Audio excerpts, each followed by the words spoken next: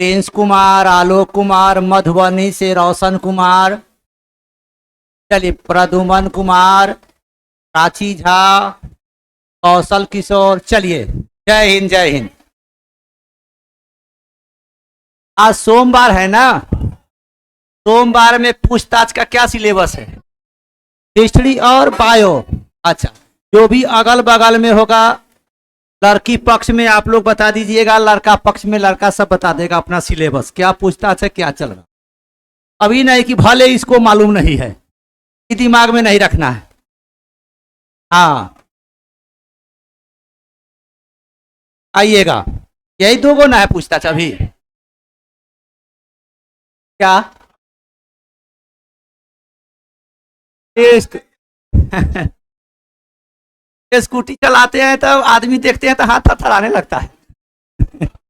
लेकिन सीख गए हैं, सीख गए, अब सीख गए हैं। हाँ हाँ, 4 बजे उठ के चल जाते, ट्रेनिंग करते हैं। हाँ, अभी बैक उक नहीं खींचते हैं किसी का, कहीं घबराएगा ना। हाँ, सुनिए पार्टी, अच्छा होगा होगा, सुनिएगा। हाँ, शाहज हिस्ट्री है ना, शाहजहां का बचपन का नाम क्या था? खुर्रम। शाहजहां के बचपन का क्या नाम था? खुर्रम। और जहांगीर के बचपन का नाम? सलीम। सही है आपको, जहांगीर के बचपन का क्या नाम है? सलीम। उसके बाद आपको अलाउद्दीन खिलजी के बचपन का नाम? अली गुसास्प। सही है आपको, अली गुसास्प। जहांगीर का शाब्दिक अर्थ क्या होता है? विश्व विजेता पूछे हुआ है। जहांगीर का अर्थ क्या होता है? तो विश्व विजेता। सही है आपको, विश्व विजेता। और शाहजहां के पत्नी का नाम? मुमताज बेगम। सही है आपको, मुमताज बेगम। एक और नाम था उनका, अर्जुबंद बानो बेगम। क्या नाम था? अर्जुबंद बानो बेगम या मुमताज बेगम। हाँ, मुमताज महल भी कहा जाता है। हाँ हाँ, और ऐसे तो मलिका ए जवानी भी नाम था।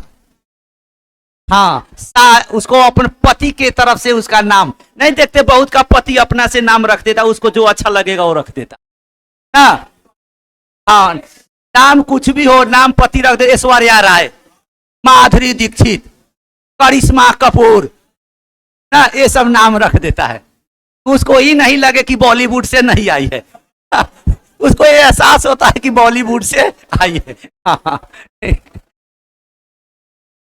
सुनिएगा, तो जहांगीर के पत्नी का नाम? मेहरुनिसा ना, मेहरुनिसा। जहांगीर के पत्नी का नाम था नूरजहां। नूरजहां का ही वास्तविक नाम था मेहरुनिसा। नूरजहां अर्थात मेहरुनिसा। सही है आपको, नूरजहां अर्थात मेहरुनिसा। नूरजहां का अर्थ क्या होता है? सही है, सही है, जिसका कोई जोड़ा न हो, यानी संसार में सबसे सुंदर। नूर माने सुंदर और जहां माने संसार ना, जिसका संसार में सुंदरता का जोड़ा न हो, उसी को क्या कहा जाता था? नूर जहां। सही है क्या? तो वही ना, आज के डेट में मिस यूनिवर्स, मिस वर्ल्ड क्या है, यही सब है ना। लेकिन उस समय वो सब साधन था राजा महाराजा के लिए। अब आम जनता है, एक साधारण लड़का भी मेहनत करके उस ऊंचाई पर जा सकता है। हाँ, तो ध्यान रखिएगा, रंगीला बादशाह के नाम से किस शासक को जाना जाता था? मोहम्मद शाह रंगीला। सही है, मोहम्मद शाह को ही रंगीला बादशाह के नाम से जाना जाता था। किस शासक को घृणित कायर कहा जाता है? फर्रुखसियर। घृणित कायर किस शासक को कहा जाता था? तो फर्रुखसियर। सही है आपको, फर्रुखसियर। पगला बादशाह किसको कहा जाता था? मोहम्मद बिन तुगलक। सही है, पगला बादशाह के नाम से किसको जाना जाता था? कौन आपको? मोहम्मद बिन तुगलक। सही है आपको, मोहम्मद बिन तुगलक। शाह ए बेखबर, बहादुर शाह प्रथम। आ जाइएगा, बहादुर शाह प्रथम। शाह ए बेखबर, शाह ए बेखबर के नाम से किस शासक को जाना जाता था? तो बहादुर शाह प्रथम। सही है आपको, बहादुर शाह प्रथम। जफर के नाम से किस शासक को जाना जाता था? बहादुर शाह द्वितीय। सही है आपको, बहादुर शाह द्वितीय। विक्रमादित्य के नाम से किस शासक को जाना जाता था? चंद्रगुप्त द्वितीय। चंद्रगुप्त द्वितीय को ही विक्रमादित्य के नाम से जाना जाता था। पूरे इतिहास में कितना शासक विक्रमादित्य का उपाधि धारण किया था? 14। जिस 14 में से सबसे प्रतापी शासक कौन था?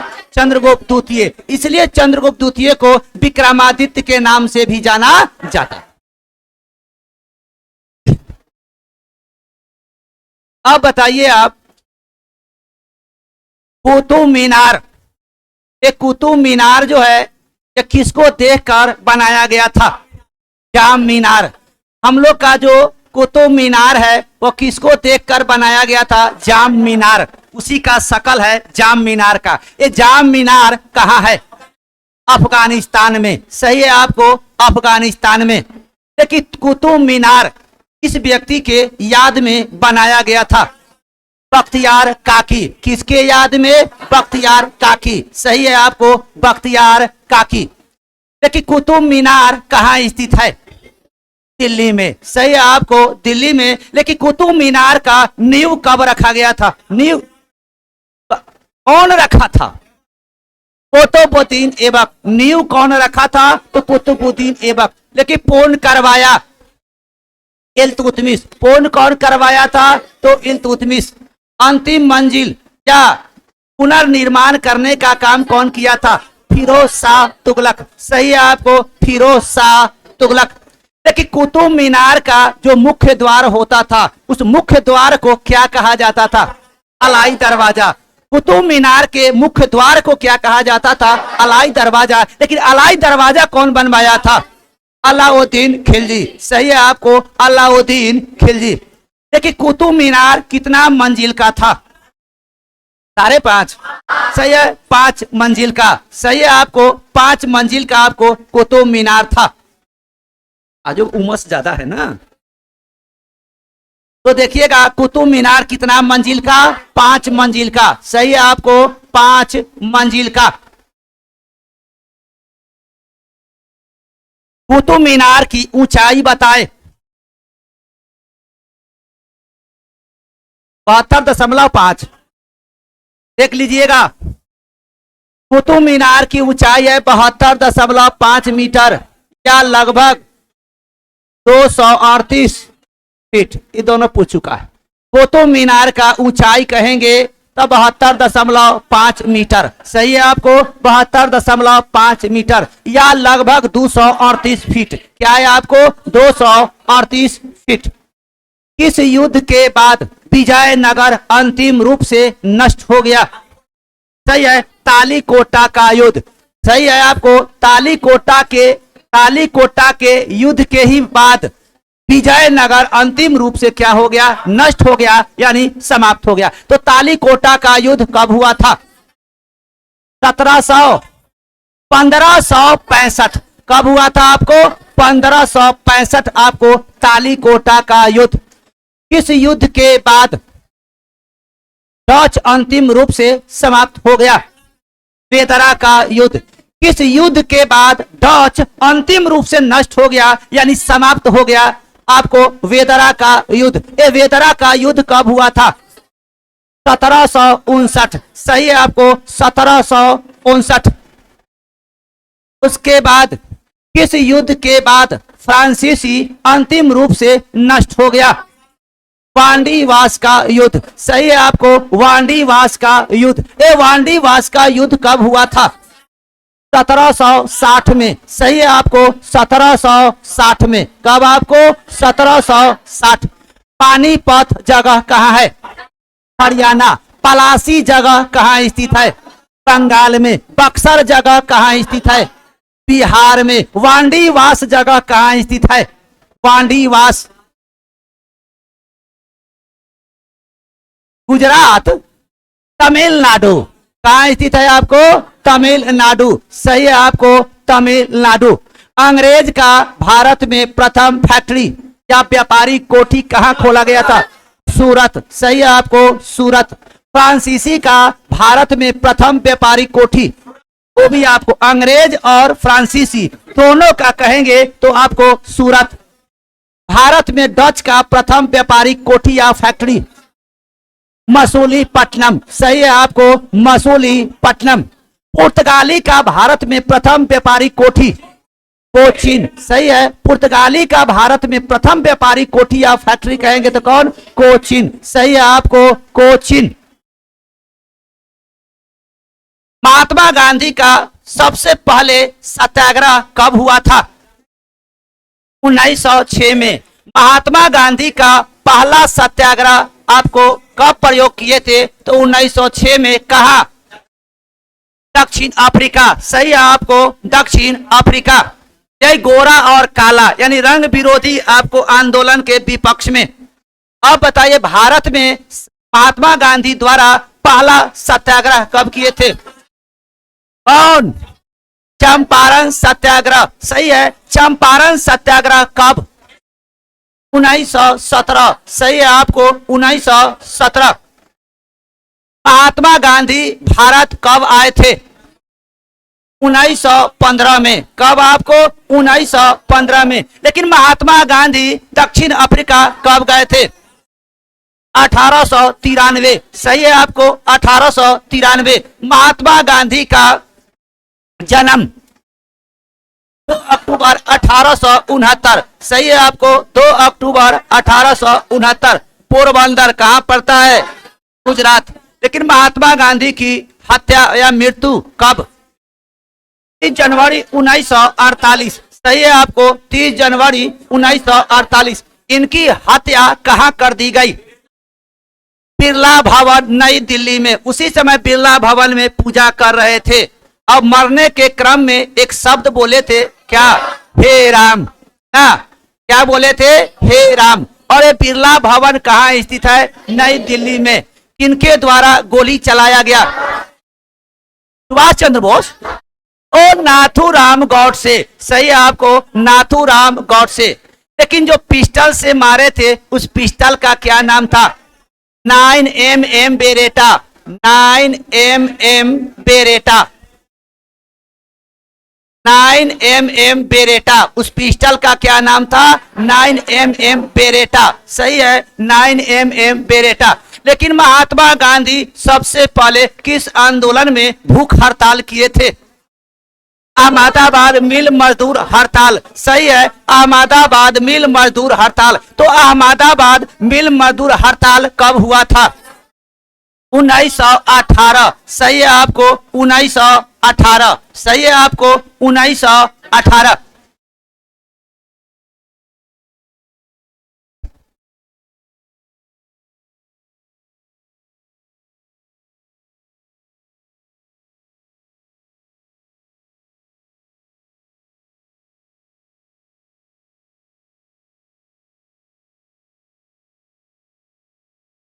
अब आइएगा थोड़ा इधर भी ध्यान दीजिए। हाँ बिल्कुल ध्यान है, ध्यान है। ठीक है सही आंसर आ रहा है आप लोग का। नई दिल्ली, नई दिल्ली, बिरला भवन नई दिल्ली।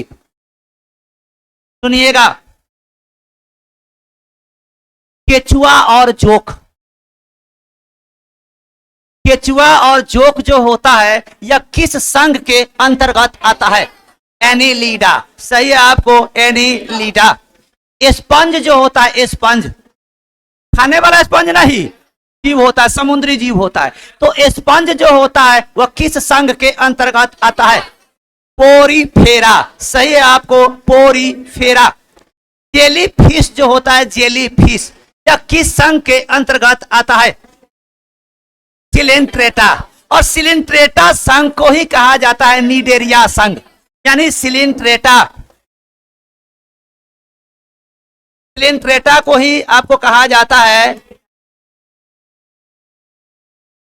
निडेरिया संघ। क्या कहा जाता है? सिलेंट्रेटा को ही निडेरिया संघ कहा जाता है। तो सी एनीमोन किस संघ के अंतर्गत?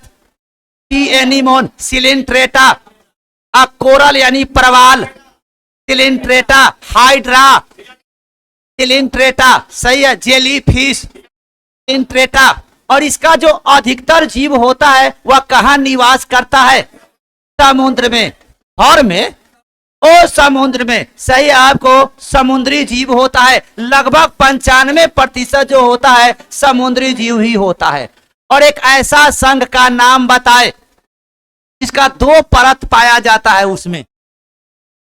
एक ऐसा संघ का नाम बताए जिस पर 2 परत पाया जाता है, एक बाहरी परत और एक दूसरा आंतरिक परत।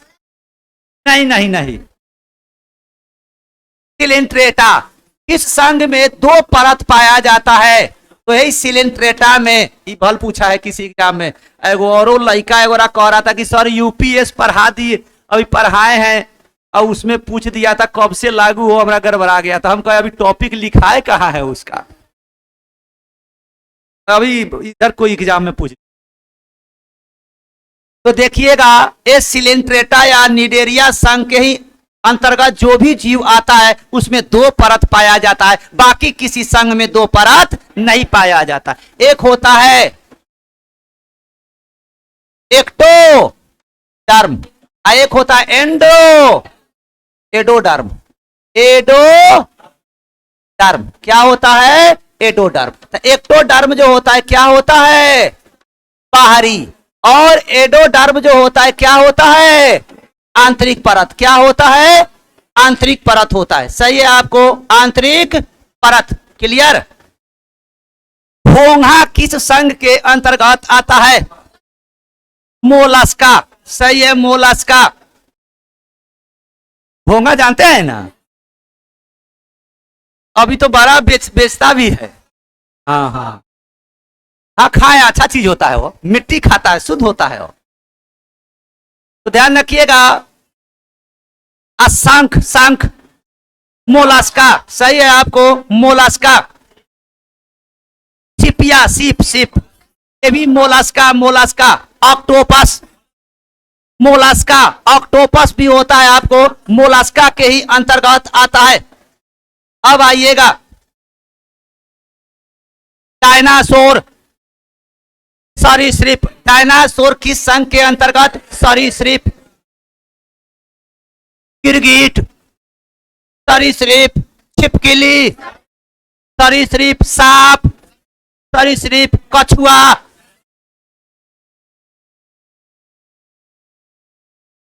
कछुआ एम्फीबिया में लिखा है वो।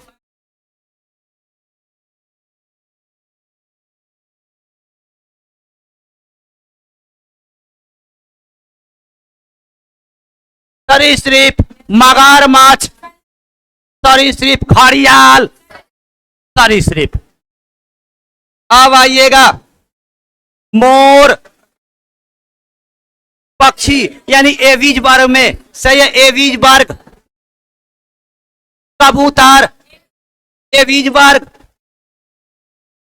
डॉल्फिन, स्तनधारी, मैमेलियन। डॉल्फिन जो होगा वो स्तनधारी। सही है आपको, स्तनधारी। व्हेल, स्तनधारी। एकिडना, स्तनधारी। एकिडना बच्चा ना देकर ये अंडा देती है तो भी स्तनधारी है। डक विल्ड प्लेटिपस, स्तनधारी। बच्चा ना देकर अंडा देती है तो भी स्तनधारी। हाँ ठीक है। शार्क, शार्क मछली में माने पीसेज वर्ग। शार्क जो है आपको, डॉल्फिन और व्हेल ये दोनों स्तनधारी है, जबकि शार्क मत्स्य वर्ग यानी मछली वर्ग में आता है, यानी पीसेज वर्ग के अंतर्गत आता है। रोहू मत्स्य वर्ग। सही है। टूना, टूना मछली होता है, ये भी आपका मत्स्य वर्ग। सही है आपको, मत्स्य वर्ग। क्या है? हाँ ठीक है, ठीक है।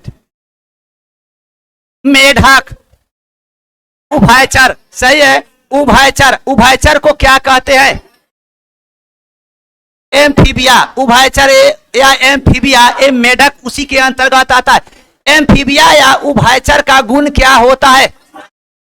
जो जल और थल दोनों में रहने के अनुकूल होता है, जो जल और थल दोनों में रहने के अनुकूल होता है।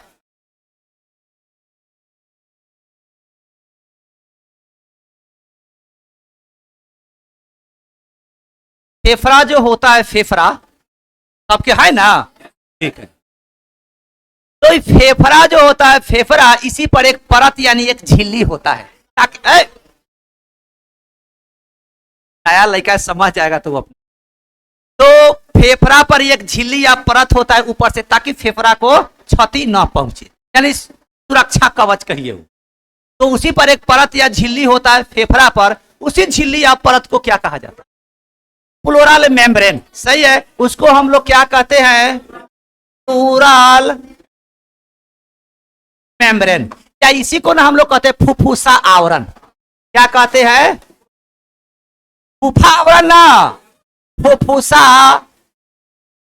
आवरण। आवरण माने होता है चारों तरफ घेरा हुआ, झिल्ली यानी परत। अब आइए 21 पर, फेफड़ा का है ना। अब हृदय के आवरण, यानी कहने का आज कि हृदय पर एक झिल्ली या परत होता है, यानी एक आवरण होता है, उसको भी सुरक्षा वो करता है। ये क्या होगा? पेरिकार्डियम, सही है आपको, पेरिकार्डियम, सही है आपको, पेरिकार्डियम। और इसी को हम लोग कहते हैं हृदय आवरण। क्या कहते हैं हिंदी में? हृदय आवरण कहते हैं। एक और होता है, देखिएगा, योनि जो होता है, योनि महिला में, उसमें एक झिल्ली होता है। उस झिल्ली को क्या कहा जाता है, या परत किसको क्या कहा जाता है? ये भी आपको एसएससी में पूछ चुका है। हायमन, क्या कहते हैं? हायमन।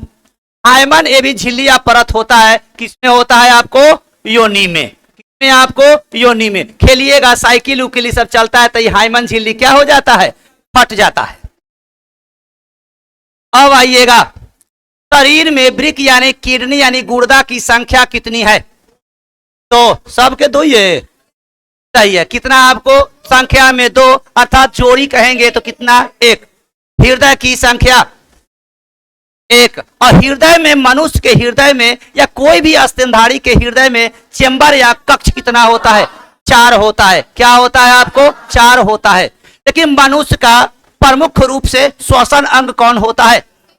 फेफड़ा, सही है आपको, फेफड़ा। यानी मनुष्य का या आमतौर पर जो स्तनधारी होता है उसका सबसे प्रमुख श्वसन अंग कौन होता है?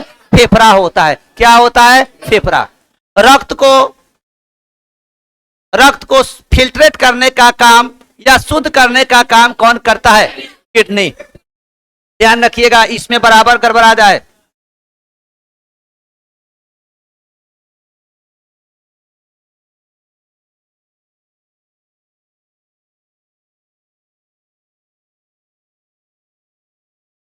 देखिए, शुद्ध रक्त कहां होता है? ओ नहीं सिरा, शुद्ध रक्त कहां होता है? फेफड़ा में। वाह रे वाह, बहुत बढ़िया, इसी में गड़बड़ाता है। और रक्त को फिल्ट्रेट कहां किया जाता है? सही है आपको, किडनी में। और किडनी को ही क्या कहा जाता है? गुर्दा या क्या कहा जाता है? वृक्क कहा जाता है। तो देखिएगा, रक्त को फिल्ट्रेट कहां किया जाता है या करने का काम कौन करता है? तो आपका किडनी। जबकि शुद्ध रक्त कहां होता है? फेफड़ा में। यहां शुद्ध रक्त होता है। अब आइएगा आप लोग, हाँ, यहाँ ये तो है ना, यहाँ फिल्ट्रेट करके ही ब्लड आता है। यहाँ ध्यान रखिएगा, यहाँ जो रक्त है फिल्ट्रेट करके ही आता है। तो यहाँ फिल्ट्रेट करके आता है, इसलिए इस सेंस से कहता है कि शुद्ध रक्त कहाँ होता है? तो क्या है? तो उधर वहां रहता है ना, तो यहाँ जो है फिल्ट्रेट करके चला जाता है, इसलिए पूछा जाता है। ध्यान रखिएगा, बराबर बच्चा किडनी और फेफड़ा में गड़बड़ाता है। तो अगर पूछेगा शुद्ध रक्त कहाँ होता है, ऐसे बायोलॉजी पढ़ाएंगे ना, तो वो अपने सारा धमनी उमनी सिरा उरा ये सब आएगा, दाएं नीला नीला बाएं, सारा एक बार ग्राफ बताएंगे। तो ध्यान रखिएगा, रक्त को फिल्ट्रेट यानी रक्त में जो भी अशुद्धि होता है उसको फिल्ट्रेट माने शरीर से मूत्र के मार्ग के द्वार से वो क्या कर देता है, बाहर कर देता है। तो फिल्ट्रेट यानी शुद्ध करने का काम कौन करता है, लेकिन ऑलरेडी शुद्ध रक्त होता है कहां, फेफड़ा में। एक और ध्यान रखिएगा,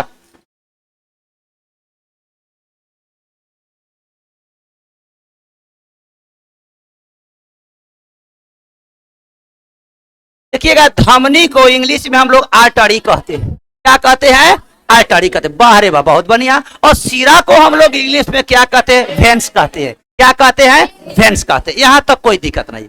अब बताइए शुद्ध रक्त होता कहां है, सही है, यहां क्या होता है, शुद्ध आपको रक्त होता है और यहां अशुद्ध रक्त होता है। क्या होता है आपको, अशुद्ध रक्त होता है। क्या होता है, अशुद्ध रक्त होता है।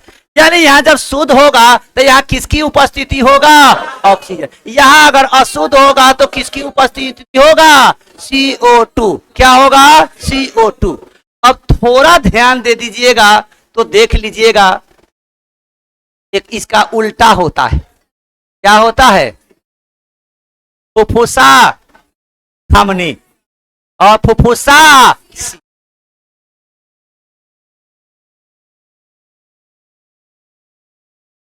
पहले धमनी ना है, पहले धमनी लिखिए तब बताने में आसानी हो। फुफ्फुस आधा फ, फुफ्फुसा और धमनी हो गया। अब आइएगा फुफ्फुसा। अब हम लोग कहते हैं धमनी का उल्टा होता है फुफ्फुसा धमनी और सीरा का उल्टा होता है फुफ्फुसा सीरा। तो अब बताइए धमनी में शुद्ध रक्त होता है तो फुफ्फुसा धमनी में पूरा याद है। अब बताइए सीरा में अशुद्ध होता है तो सीरा का उल्टा अशुद्ध, तो सीरा में अशुद्ध होगा तो फुफ्फुसा में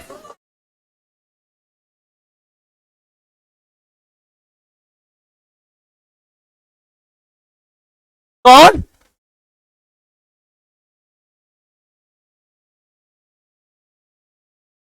दोनों ऑप्शन में दोनों के ना दे देगा नहीं ना देता है। देखिए हाँ बताते हैं ना, तो इसमें जो ऑप्शन देगा ना तब दे देगा धमनी देगा, सीरा देगा, फुफ्फुसा सीरा देगा, इस टाइप का देता है। जब दोनों में रहेगा तो कैसे दे देगा, संभव नहीं है। हम आपसे पूछेंगे तारा कौन है, ऑप्शन में दो तारे के नाम दे देगा, तो ए या बी दोनों नहीं देगा तो कुछ नहीं, गलत हो जाएगा ना। आइएगा, क्लियर है, यानी धमनी में शुद्ध रक्त और सीरा में अशुद्ध, और धमनी और सीरा का उल्टा होता है फुफ्फुसा। क्या होता है, फुफ्फुसा। तो फुफ्फुसा धमनी में अशुद्ध ब्लड यानी रक्त और फुफ्फुसा सीरा में शुद्ध रक्त। क्लियर, चलिए टॉपिक क्या है, दूसरा पोजीशन, टॉपिक 1 तो क्लियर हो गया था ना। अब आइएगा देखिएगा, एकीकृत पेंशन योजना।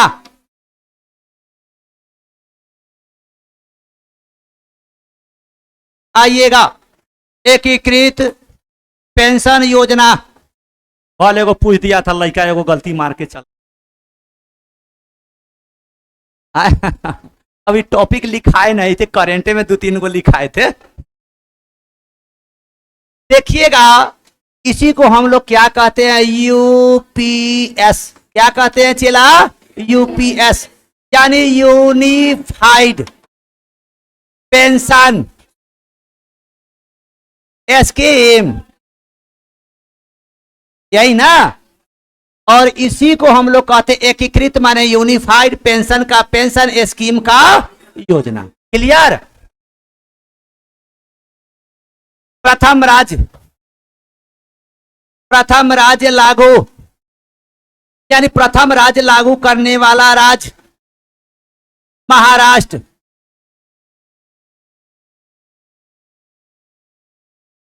दूसरा राज्य लागू बाबा के द्वार में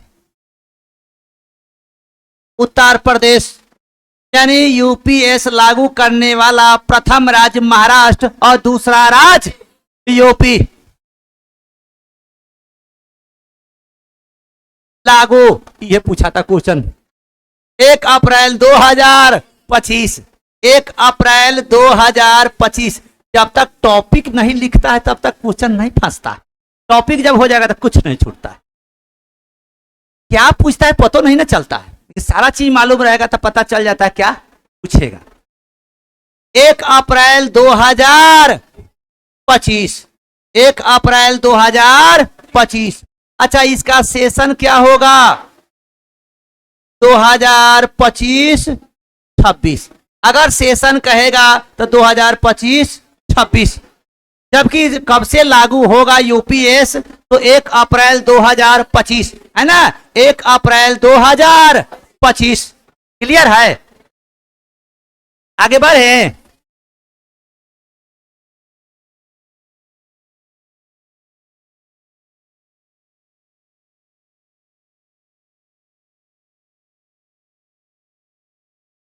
ऐसे कोनो मोटरसाइकिल 4-4, 5-5 घंटा हाँक लेता है। पाकिस्तान में लड़ाई करना है, हाँ गाड़ी हाँकना, बात बरोबर। हाँ, बहुत लड़की सबके देखते उड़ेले रहती है वो, चलाती हुआ डर हम लोग को लगता कहीं ठोक न दे।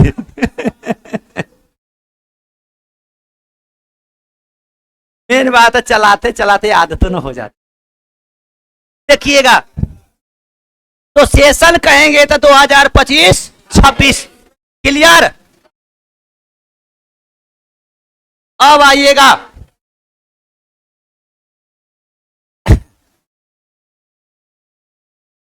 पेंशन प्रतिशत कितना? पेंशन प्रतिशत 50%। लेकिन कितना वर्ष काम करने पर? 25 वर्ष काम करने पर।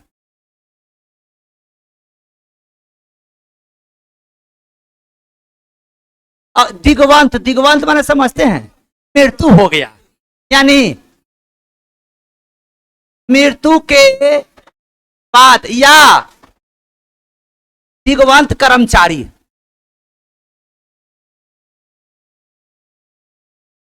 इसको कहेंगे कितना मिलेगा? तो 60%। कितना प्रतिशत? 60%। न्यूनतम पेंशन, यानी कम से कम इसमें कितना प्रतिशत पेंशन मिलेगा?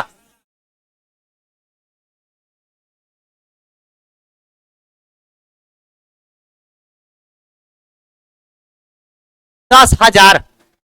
क्लियर? न्यूनतम सेवा कितना? 10 वर्ष। यानी अगर पूछेगा कम से कम कितना सेवा करना है तो आपको 10 वर्ष। कम से कम इस स्कीम के अंतर्गत आपको कितना रुपया मिल सकता है? यानी 10,000 से आपको कम नहीं मिलेगा। अब आइए, सिफारिश समिति। सिफारिश समिति, आप तो जानते हैं किसी चीज को लाने के लिए समिति का गठन किया जाता है और उसी समिति के सिफारिश पर उसको लाया जाता है, और समिति का नामकरण उसी व्यक्ति के नाम पर होता है जो उस समिति का अध्यक्षता करता है। तो क्या हो जाएगा? पीवी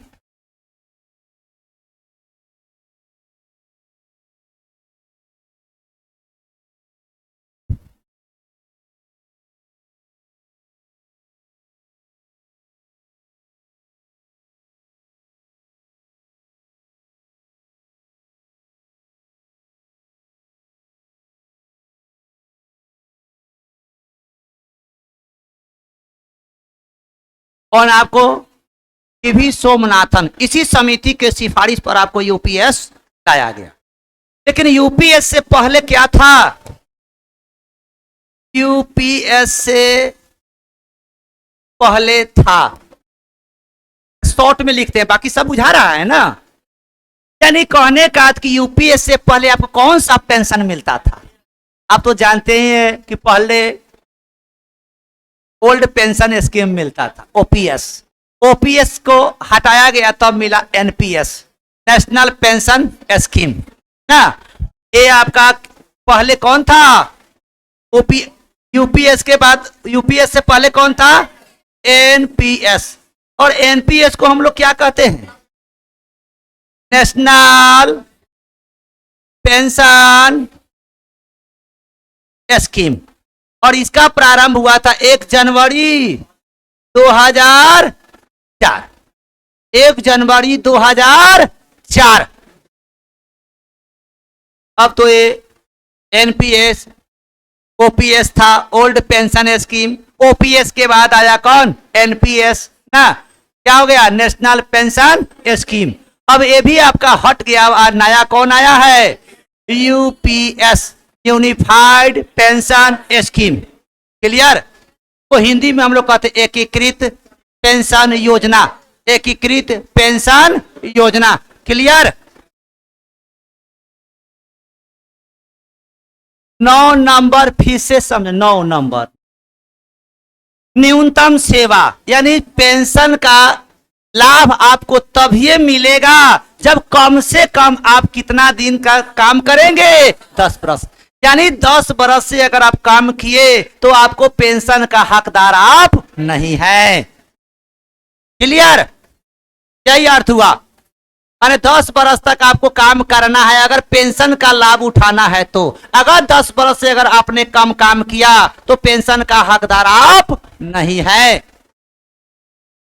न्यूनतम, नूतन लिख दिया। न्यूनतम, न्यूनतम माने कम, यानी सबसे कम। क्लियर? अब लाइए, बुक लाइए।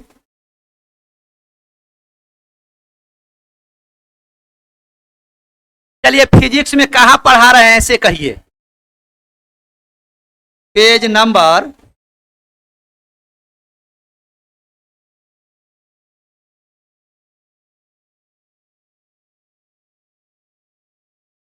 306। पलावन हम लोग आए थे, पलावन, वही ना? हाँ हाँ हाँ हाँ। ना कहे थे कि अगला दिन। हाँ, ध्यान रखिएगा। पलावन बल यानी तैरने का सिद्धांत। पलावन बल में आ जाइएगा। पलावन बल।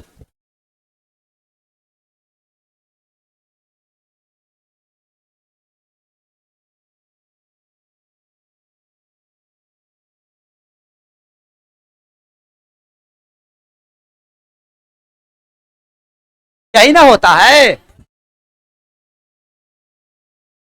क्लियर? अब शुरू करना ही मिला। फिजिक्स में देखना है बहुत, ज्योग्राफी में देख रहा है। मिला? हम शुरू करते हैं।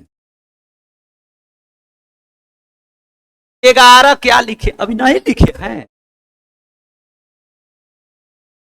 11 नंबर है चेला। अभी आ गया यूपीएस। तो यूपीएस आया है तो उससे पहले कुछ रहा होगा ना, इसको हम लोग हटाए होंगे या यूपीएस लाए होंगे। तो यूपीएस से पहले था एनपीएस, था नेशनल पेंशन स्कीम। अब नेशनल पेंशन स्कीम को समाप्त करके उसी के जगह पर यूपीएस लाया गया है, यानी यूनिफाइड पेंशन स्कीम। बस यही। रुकिए, ओपीएस, उसके बाद एनपी।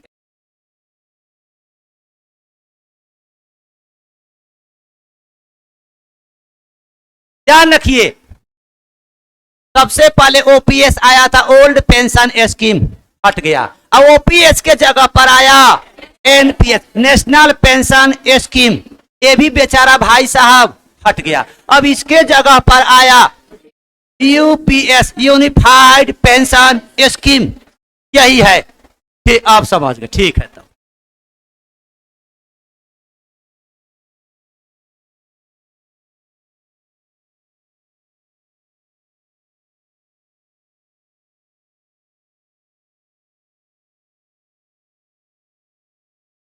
चलिए देखिएगा, जब ये उत्प्लावन बल की बात होगा तो यह बल कहां काम करेगा?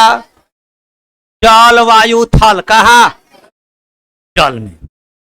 देखिएगा, द्रव का वह गुण जिसके कारण वह वस्तुओं को ऊपर की ओर एक बल लगता है, और ऊपर की ओर जो बल लगता है, और ऊपर की बल लगता है इसलिए ताकि जल से उसका घनत्व क्या होता है, कम होता है। और या किसी के वह बल जिस पर जल पर यानी द्रव पर तैरने का गुण मौजूद होता है। क्या होता है, तैरने का गुण मौजूद होता है। और कल बताए ही थे, ये आर्किमिडीज साहब यह सिद्धांत दिए थे। कौन आपको, आर्किमिडीज साहब। और आर्किमिडीज साहब कहाँ के थे आपको, यूनान के। यूनान का ही ना प्राचीन नाम था क्या, ग्रीस। क्या था, ग्रीक या ग्रीस, उसी को कहा जाता है। लेकिन उसी देश का अब नया नाम हो गया है क्या, यूनान। पहले यूनान भी बड़ा डेवलप देश था, यानी पहले जो भी खोज होता तो सब यूनान में ही होता ना। लेकिन धीरे धीरे समय क्या होता रहता है, परिवर्तन होता है, यानी जो मेहनत करेगा वही आगे जाएगा। तो वही अपना क्या, एक टब में स्नान कर रहे थे, टब में ना, श्रीदेवी वाला टब है, तो टब में स्नान कर रहे थे। तो इनको लगा कि हमारा जो वास्तविक जो वजन है उससे इनको हल्का महसूस हो। और उसी समय एक तीन शब्द कहे थे, यूरेका यूरेका यूरेका, जिसको ग्रीक भाषा में कहा, हम लोग का हिंदी में हम लोग कहेंगे खोज लिया खोज लिया खोज लिया। क्या खोज लिया, तैरने का सिद्धांत खोज लिया। देखिए, हम लोग को लगता है कि कुछ खोज लगता होगा कि बड़ा सिंपल, इधर रहते तो हम खोज लिए। ऐसा आपके मन में होता होगा कि उस समय अगर हम रहते तो हम ही खोजे रहते। लेकिन ध्यान रखिए, दुनिया में जो भी रिसर्च है वह छोटा हो या बड़ा हो, दोनों में उतना ही दिमाग लगा। अब आपको एक एग्जाम्पल बताते हैं, कितना दिमाग एक हेलीकॉप्टर प्लेन बनाने में लगा होगा, उससे कम दिमाग एक सुई बनाने में भी नहीं लगा। क्योंकि उस समय दुनिया उस दोनों से क्या था, अनभिज्ञता, कोई जानकारी नहीं। जानकारी रहने पर हार्ड और सिंपल लगने लगता है, और जब जानकारी न हो तो सिंपल और हार्ड दोनों बात बराबर हो।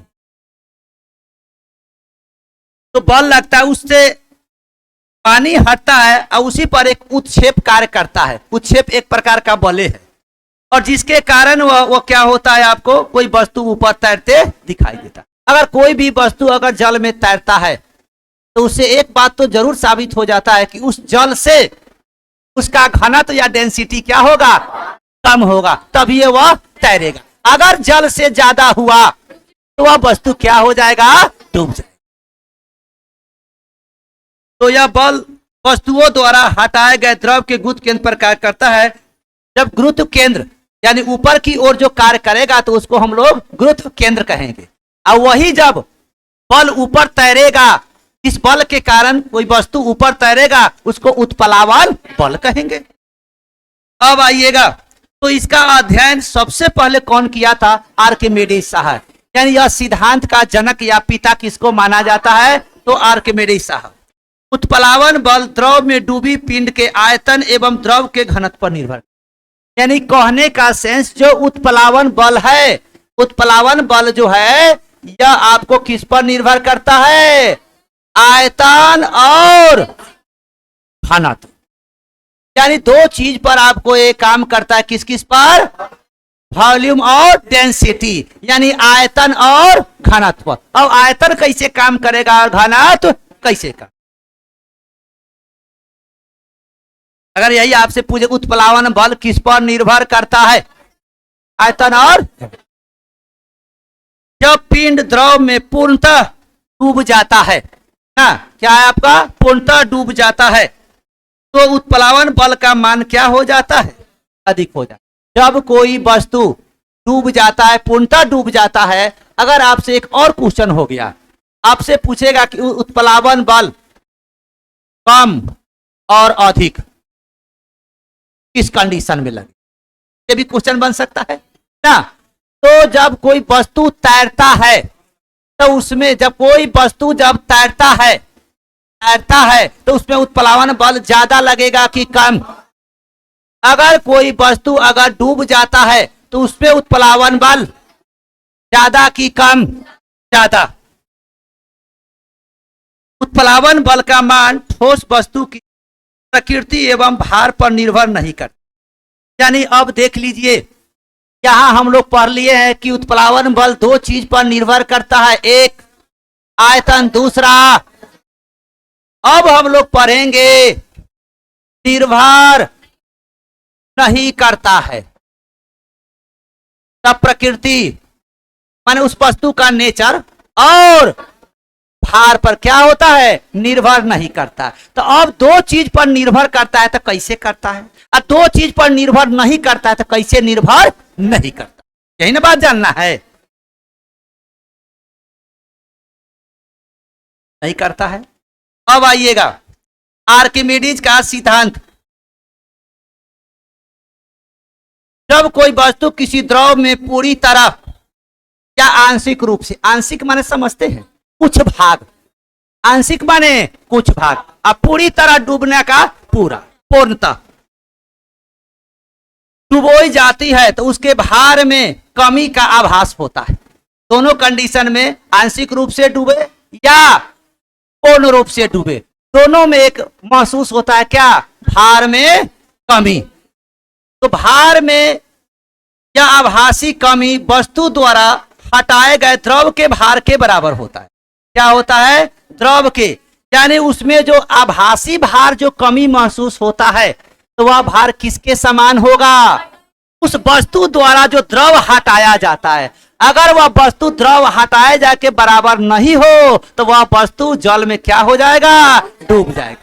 अगर वस्तु के बराबर अगर पानी नहीं हटाएगा तो कोई भी वस्तु जल पर तैरेगा नहीं। जब नहीं तैरेगा तो कहा जाएगा। पनडुब्बी जलयान आर्किमिडीज के सिद्धांत पर आप तो जानते ही हैं, जहाज, पनडुब्बी, ये सब कहां तैरता है, जल पर। तो ये सब भी सिद्धांत किस पर कार्य करेगा, इस पर, आर्किमिडीज का सिद्धांत। देखिएगा मैनोमीटर, मैनोमीटर ना, तो मैनोमीटर एगो बैरोमीटर आपको बताए ना, बैरोमीटर बताए थे, कैसे के दाब को मापा जाता है, किससे, बैरोमीटर। अब मैनोमीटर से क्या मापा जाता है, गैस का दाब। बैरोमीटर से वायुमंडलीय दाब, अब मैनोमीटर से गैस का दाब। कितने दिन भोर पर आ गए।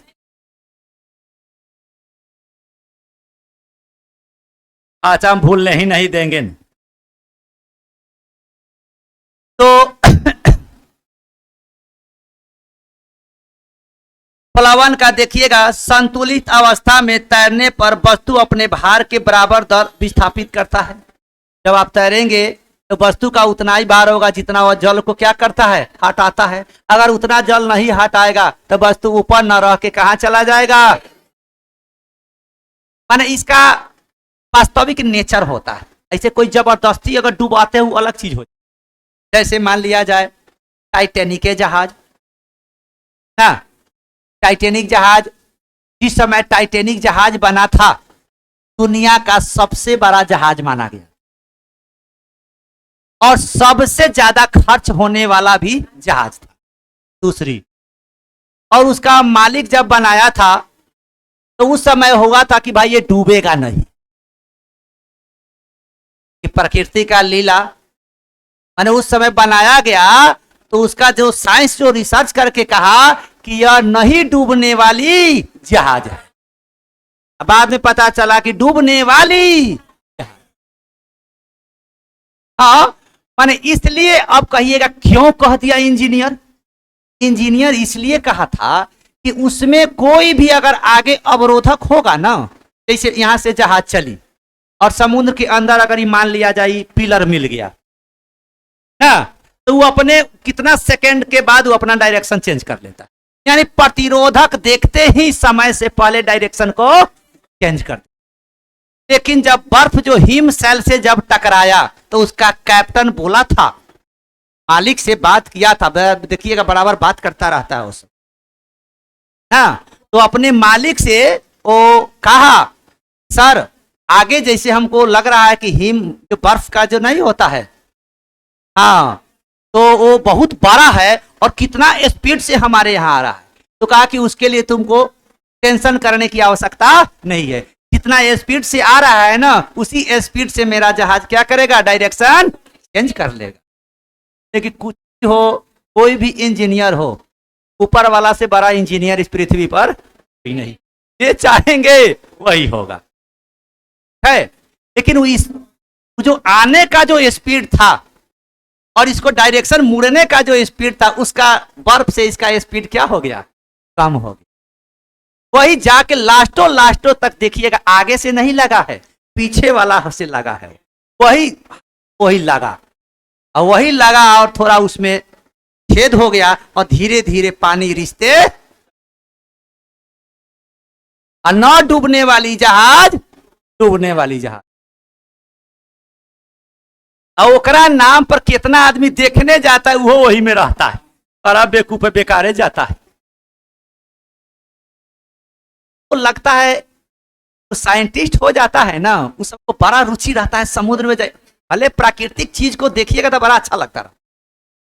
अब उसको ही थोड़ी पता रहता है कि हम जाएंगे तो नहीं आएंगे।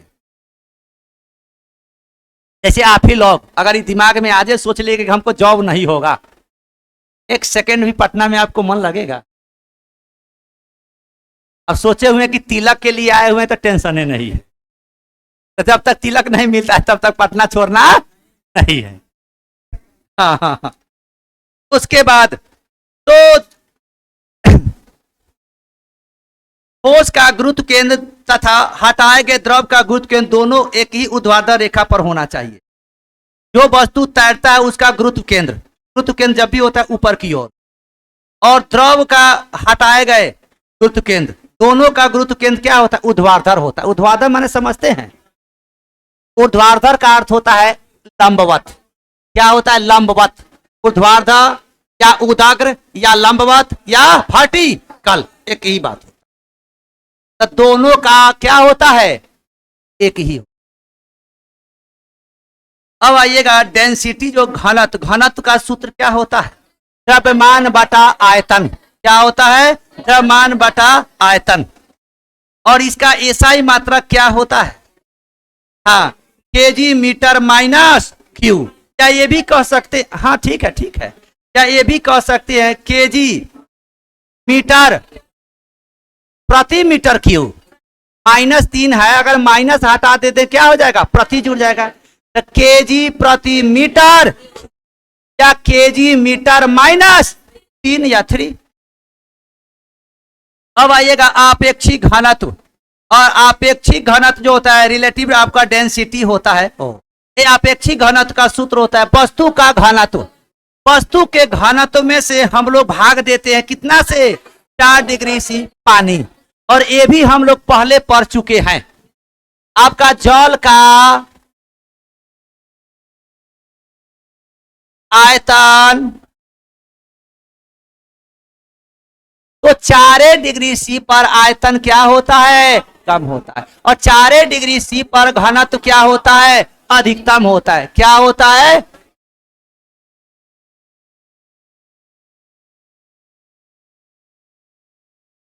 अच्छा पीडीएफ, अच्छा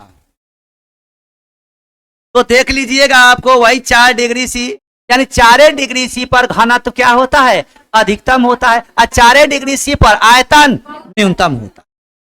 आपेक्षिक घनत्व एक प्रकार का अनुपात होता है, यानी रेशियो होता है। आप ये भी जानते हैं कि जो अनुपात या रेशियो के रूप में काम करेगा उसका एसआई मात्रक नहीं होता है और न ही उसका कोई यूनिट होता है। तो आपेक्षिक घनत्व एक प्रकार का अनुपात अर्थात रेशियो है। तो क्या इसका एसआई मात्रक होगा, का कोई मात्रक नहीं है। मात्रक की सभी प्रणाली में इसका मान समान होता है। लेकिन आपेक्षिक घनत्व को हम लोग किससे मापेंगे, हाइड्रोमीटर से। ध्यान रखिएगा 2 चीज, आपेक्षिक एक घनत्व होता है और एक आपेक्षिक आर्द्रता होता है। क्या होता है, तो आपेक्षिक घनत्व का हाइड्रोमीटर ए हाइग्रोमीटर। देखिएगा दोनों में अंतर है, एगो ग्रो है एगो हाइड्रो है। तो द्रव का अपेक्षिक घनत्व किससे मापेंगे? तो हाइड्रोमीटर से। और अपेक्षिक आर्द्रता हाइग्रोमीटर। अपेक्षिक आर्द्रता को किससे मापेंगे? हाइग्रोमीटर से। 1 से 17 तक सर वीडियो अपलोड करा दीजिएगा। अच्छा अच्छा ठीक है रुपेश कुमार, हाँ चला जाएगा चला जाएगा।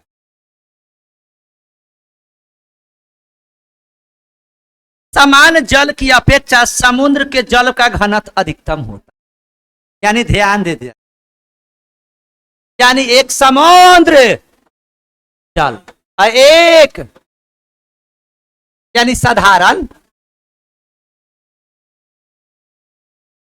नदियों लिख ली। आप तो जानते ही हैं, कई बार चर्चा भी हो गई है कि नदी से ज्यादा समुद्र में पानी का घनत्व होता है। इसका कारण है, हाँ आप तो जानते हैं कि सारा नदी किससे लगा होता है? समुद्र से। तो स्वाभाविक है इसमें जो भी घनत्व होगा वो बह कर कहाँ चल जाता है? समुद्र में। अब बताइए जिसके पानी में घनत्व ज्यादा हो, जिसके पानी में घनत्व ज्यादा हो उसमें तैरना आसान होगा कि नहीं होगा ना? तो अब आपसे पूछेगा भाई कि नदी के पानी में ज्यादा घनत्व है कि समुद्र के जल में? तो समुद्र में, क्योंकि यह नदी कहाँ चला जाता है? समुद्र में, इसलिए यहाँ का घनत्व भी कहाँ चला जाएगा? अब यहाँ है ये भी कहेगा कि नदी के पानी में तैरना आसान होता है कि समुद्र का? समुद्र का। क्यों? अधिक डेंसिटी, यानी नदी के पानी से घनत्व ज्यादा होता है किसका? समुद्र का। और जिसके पानी का घनत्व ज्यादा होगा उसमें तैरना आसान होता है। क्या होता है? तैरना आसान होता है। सेल्फी लेना आसान नहीं, तैरना आसान। तो अब देख लीजिएगा, तैरना आसान होता है। जब बर्फ समुद्र में तैरती है तो उसका आयतन 1/10 पानी के ऊपर बैठता है। अब तो जानते ही हैं कि जब जल में यानी समुद्र में, जब समुद्र में जब बर्फ तैरता है, क्या होता है? बर्फ जब तैरता है तो कितना भाग दिखाई देता है और कितना भाग दिखाई नहीं देता है? 9/10। यानी 9/10 भाग नहीं दिखाई देता है, यानी नहीं तैरता है, यानी अंदर रहता है। तो कितना भाग दिखाई देता है? 1/10। और जितना भाग दिखाई देगा इसका अर्थ है कि उतने भाग तैरता है। क्लियर? किसी बर्तन में पानी भरा है, उस बर्फ पर पानी तैर रही है। जब बर्फ पूरी तरह पिघल जाती है तो पानी का तल बढ़ता नहीं है, पहले जैसा समान। यानी कहने का अर्थ, एक लोटा में गड़बड़ो हो जाएगा तो लोटे मानिएगा, गड़बड़ाइएगा। एगो गिलास हो गया, ठीक है। अच्छा चलिए काम चलाऊ रहने ना दीजिए, तो ऐसा थोड़ी है कि हाँ। तो ए हो गया, ठीक है। और मान लिया जाए एक कप ही हो ना, कपे हो। अब आइए, तब में पानी बर्फ और हम ऊपर से बर्फ रख दिए, ठीक। क्लियर? अब देख लीजिए, अभी क्वेश्चन आपका पूछता है, कोई भी बर्तन हो तो टेंशन नहीं लेना है। जब बर्फ हो गया है तो अब बताइए, जब बर्फ पिघलता है तो कहता है इसमें किसका समान रहेगा? पानी का, यानी जल का, गिलास का जल का स्तर समान रहेगा, या क्या कहते हैं, लोटा का जल का स्तर समान रहेगा, या कप का जल का स्तर का समान रहेगा? तो अब बताइए क्यों? क्योंकि आप तो जानते ही हैं कि जब पानी जो सतह रहता है ना, तो पूछता है, इसमें दो तरह का क्वेश्चन है, आप लोग ध्यान नहीं देते हैं। एक पूछता है कि बर्फ का स्तर क्या होगा, एक कहेगा पानी का स्तर क्या। तो ध्यान रखिएगा, पानी का जो स्तर जो कहता है ना, वो क्या होता है, क्या होता है, समान रहता है। क्या होता है, समान रहता है। अब बर्फ का स्तर कहेगा तो घटेगा, यानी बर्फ का स्तर घटेगा, पानी का समान यानी स्थिर, यानी बराबर। तो इस पर हम लोग ध्यान नहीं देते हैं, क्योंकि सीधे रटे रहते हैं कि बांध समान होता है। देखना है कि बर्फ का समान कह रहा है कि पानी का कह रहा है। क्लियर? तो वही पूछ रहा है, समुद्र नाम दे दिया। तो पहले समान ही रहता। नमक के घोल का घनत्व अंडे के घनत्व से अधिक होता है। नमक के घोल का घनत्व अंडे के घनत्व से अधिक होता है, इसलिए नमक के घोल पर अंडा तैरता। अब बताइए, आप तो जानते ही हैं कि जिसका घनत्व ज्यादा होगा वो, और जिसका घनत्व कम होगा, यहां तक जान गए।